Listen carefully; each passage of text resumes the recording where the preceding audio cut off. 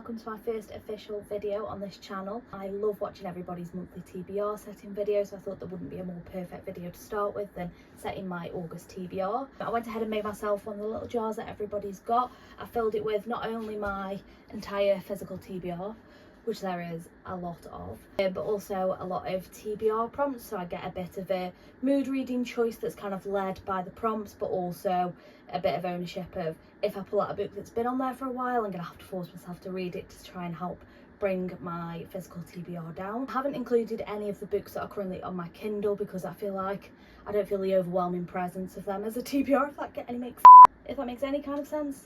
I don't know if it does or not, but let's go ahead and start picking out some reads. A little shake.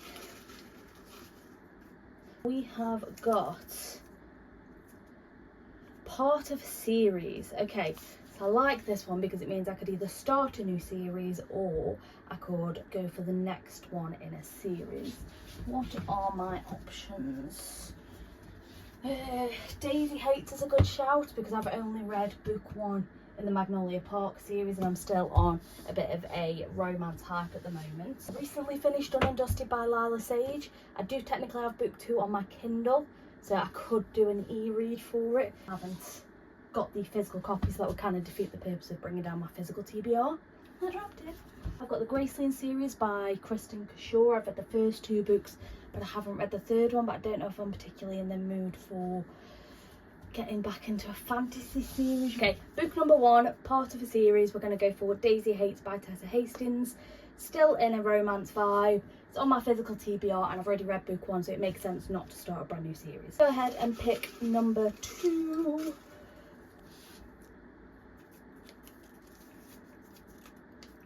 The Kingdom is a Golden Cage. So this is one of the ones that is an actual one of my physical TBR that I have to read.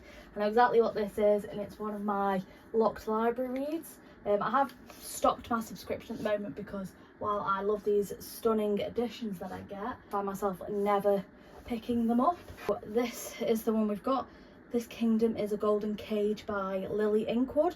As you can tell, the edition is absolutely stunning, but well, I'm not entirely sure what this is about. Once upon a time, there was a princess locked in a tower, forced to bend to her father's will. But Celine is no ordinary princess and she has no intention of being a damsel in distress. Celine has a lover, Hugo, whose cunning plan to rescue her is tied up in his own ambition to reclaim the lands and title that are his birthright. If they can only break the spell that binds him to the body of a cat, they will free the kingdom from the grasp of a cruel witch and live happily ever after. Okay, so it seems like a bit of a fairy tale fantasy retelling. Again, stunning. That sounds like it could be quite interesting, to be fair. I'm not thrilled by the idea of reading a large hardback, but to be fair, the writing in this is huge. So, yeah, we'll pop that one on the TBR.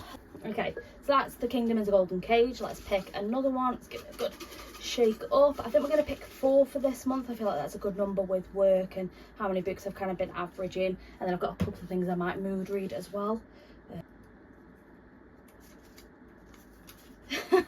We've got Daisy Hates, which we have, that's a sign that we've absolutely got to read this book this month. I cannot put it off, so I'm going to leave that out. I'm not going to put it back in the jar. That is a sign that we have to read it.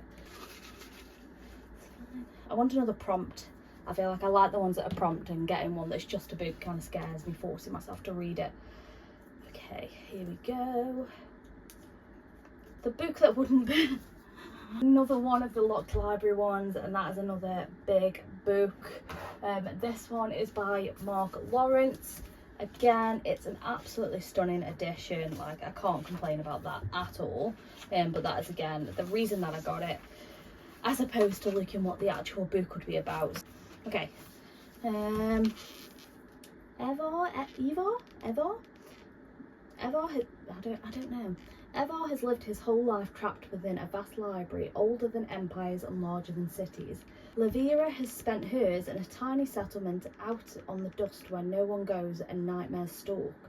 The world has never noticed them. That's about to change. That does not give a lot away. I feel like, though, maybe this is like a bit of a, I don't know what I'm basing this on, a bit of a darker read, I don't know.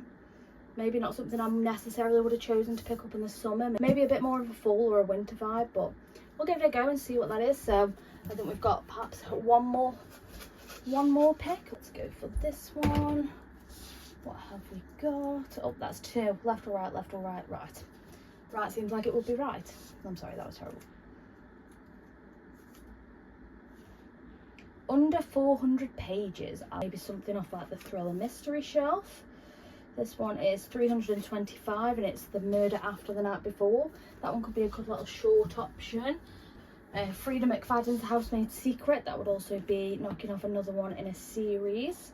That one is 346, so that's another option. I would say The Boys of Torment, but they're obviously not under 400 pages.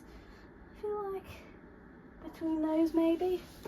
I feel like I've already done a part of a series prompt, so maybe knocking off this one because it's been on my shelf for longer. So for a book under 400 pages, we're going for The Murder After the Night Before by Katie Brent. This one. Something bad happened last night. I've woken up with a hangover from hell, a stranger in my bed, and I've gone viral for the worst reasons. But I can't remember a thing. My best friend Posey is dead. The police think it was a tragic accident. I know she was murdered. There's only one thing stopping me from dying of shame. I need to find a killer. This could be interesting. I feel like it's going to be like a good little like mystery. I feel like it's going to be quite fast paced, but with some kind of like humour and wit about it. I feel like this could be a good option.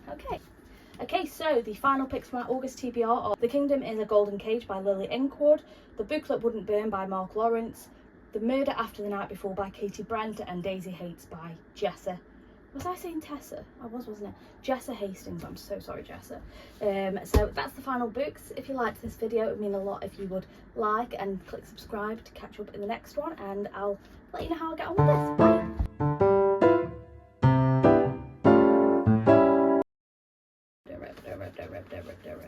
Okay, I can't open it.